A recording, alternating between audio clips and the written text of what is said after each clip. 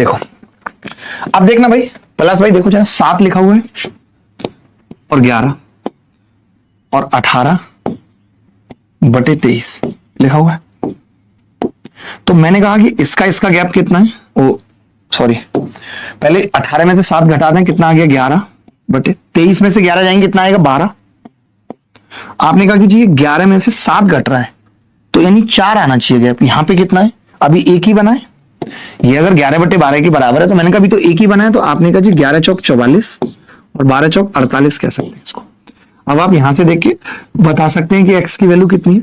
मैं गलत तो नहीं कर रहा हूं कुछ, बिल्कुल नहीं कर रहा हूं ना, पक्का।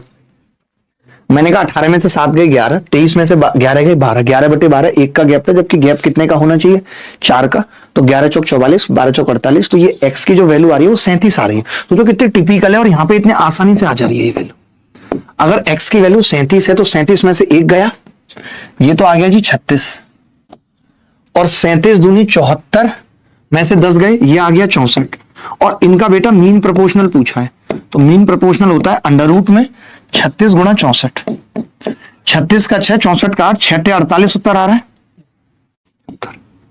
मुझे लगता है कि अब आप इस ट्रिक को भली भांति समझ गए, लेकिन ट्रिक के पीछे का लॉजिक जानना जरूरी है कि ये हम कर क्यों रहे हैं। वो मैंने पूरा माहौल बनाया, मैंने ऐसा नहीं कि आपको ट्रिक रटा दी, मैं यहां से माहौल बनाते हुए चला कि ये बातें होती हैं। इनका एक एग्जांपल दिया मैंने, फिर इस पे मैंने 2 सवाल पूछे आपसे कि भाई आपको ये याद हो जाए कॉन्सेप्ट, ये तो बेसिक कॉन्सेप्ट था।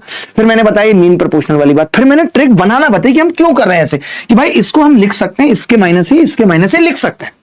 आपने जब ये लिखा तो मैंने कहा कि अब इसका जो अंतर है एक्स से एक्स कटेगा वो 1 है और इसका भी 1 है। यही चीज हमने यहां पे सिखाई कि इसका जो अंतर है वो 4 है और इसका 1 है। ऐसा कैसे हो सकता है, अंतर सेम होना चाहिए।